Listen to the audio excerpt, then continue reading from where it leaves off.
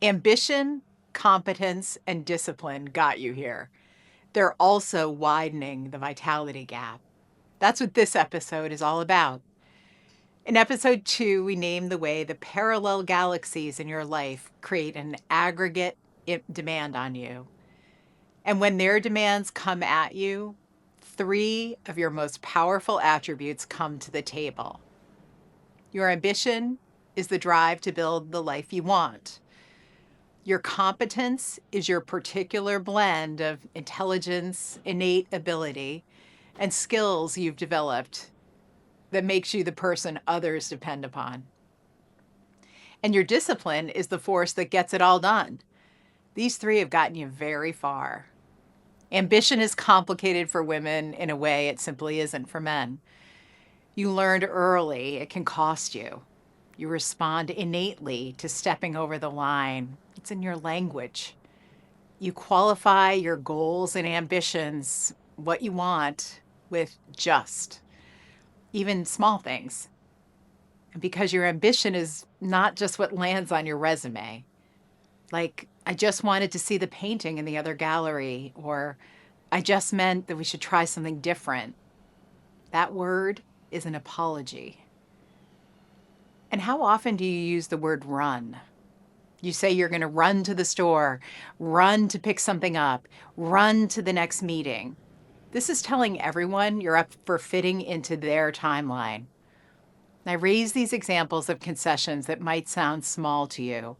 And I don't care that they sound small. I care that they're constant. They're evidence of how deeply you've internalized a belief that your wants come after everything else. And yet, you're not afraid to take up space, as they say. You're always seeking opportunities to grow, find new challenges, make more money, lead in a bigger way, have an impact.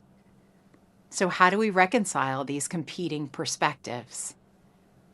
And that's why I like to think about the combination of ambition, competence, and discipline as they relate to extractive systems. So when it comes to ambition, the systems around you are playing both sides. They penalize you for your ambition and they run on it at the same time. Your workplace knows what you want to achieve and counts on your extra hours. The school knows what you want for your kid and counts on your volunteering and nightly homework help. The sports program knows what you want for your child and counts on you to keep paying for it. And the healthcare system offers just enough to keep you managing your mother's care on your own. And while you put a filter on your ambition, they're exploiting it. And they measure your ambition in ROI, what it produces, what it returns, and what they can extract from it. But you don't want to offer up your ambition as their leverage or something to manipulate. It's your ambition, yours.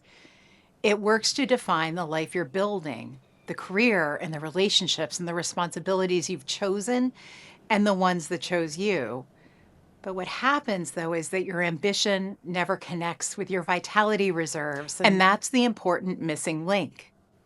Your ambition is most powerful when it has your vitality reserves on its agenda. Competence is what creates the capacity to do more, to lead, be the person others rely on. And as someone who builds frameworks from research, here's what the data says. Your competence is running systems around the clock. Research on cognitive labor shows what this actually looks like. Sociologist Allison Daminger broke it into 4 stages: anticipating needs, identifying options, making decisions, and monitoring outcomes. It's easy to recognize how this codifies the invisible labor that's keeping your world going. Because when are you not doing this? And that's why time away from work just feels like more work. You're researching summer camps in January, putting an alarm on your phone for when signups start so you can actually get a slot. You're reworking the spreadsheet to make the carpool more efficient. You stay on top of who's growing out of what. And you're managing your mother's appointments and her groceries. And when it comes to parenting, expectations have not relaxed. Pew Research Center found that mothers today are spending more time with their children than mothers in previous generations, despite working more hours outside the home. And you're awash in best practices and new ways to enhance your child's chances for success. You're right there for it, staying on top of the research and tracking the latest advice.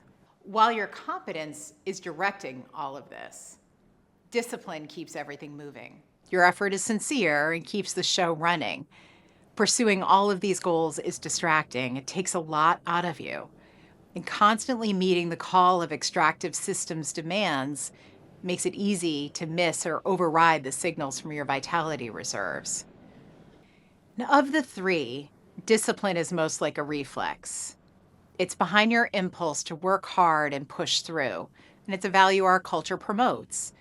And you can think of discipline like a generator you'd use during a storm. It's just power. It runs without knowing what matters and what doesn't, and that's the problem.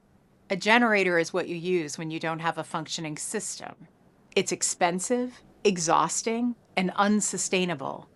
That's the same as running on discipline alone. There's research showing that non-promotable tasks land with women more frequently than men. This is the work that organizations need but don't value or see as career advancing. And there's a double penalty, actually. These assignments put women at work for an extra 200 hours annually. So the cost is in time and money. And this situation is wrong, and it's a sign of a broken system, but it does take two to tango. And I raise it as an illustration of how I can see ambition, competence, and discipline working against your vitality. Ambition says yes because these non-promotable tasks look like opportunities. It's the work the organization needs, and it's a chance to make a difference.